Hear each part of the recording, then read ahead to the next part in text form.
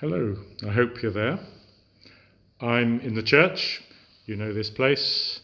There's the altar, and there's the fish, there's the piano, there are the poppies over there, and there's the rest of the building, but of course there's no one there. We're in the middle of the coronavirus lockdown, so everyone's at home, or at least I hope they are.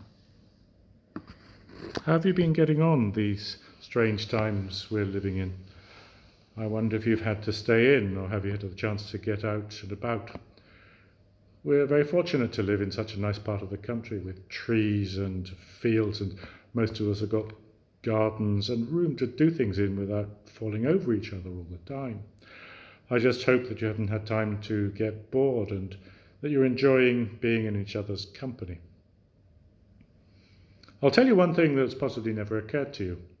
When we're at home, we tend to be busy doing the cooking, taking things out of the dishwasher, doing homework or playing games.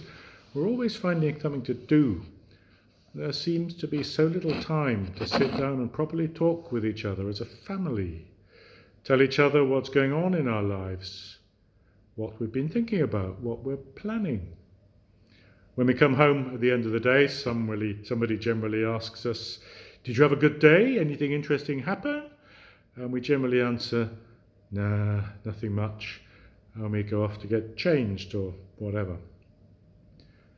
But I wonder if this has ever occurred to you.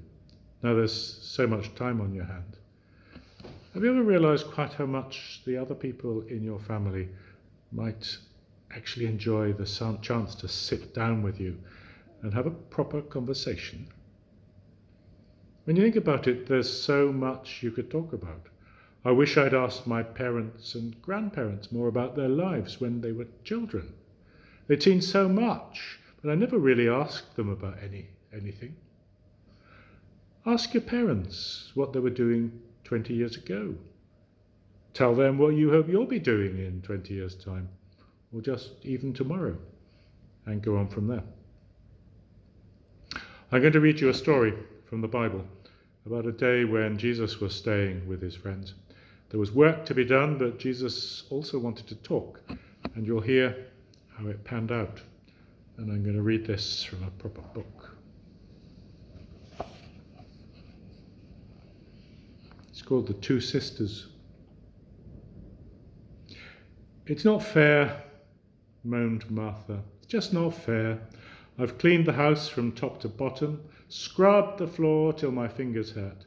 But all my sister Mary does is just sit there and talk to Jesus." "It's not right," moaned Martha. "It's just not right. I've plucked the chickens and baked the bread, sweated for hours over a hot stove. But all my sister Mary does is just sit there and talk to Jesus." It won't do, moaned Martha. "It just won't do. Mopping up, washing up, tidying up. I've done it all and I'm absolutely fed up to the back teeth because all my sister Mary does is just sit there talking to Jesus." "Oh, Martha," sighed Jesus. "Martha, my friend, I'm so glad you invited me to your house. The place is spotless. The food is absolutely lovely.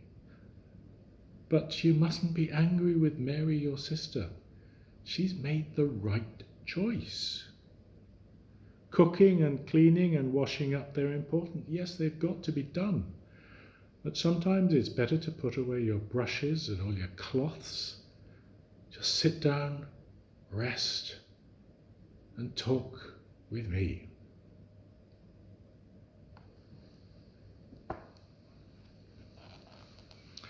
I'm going to say a prayer, and if you want to make it yours too, join me in saying Amen at the end.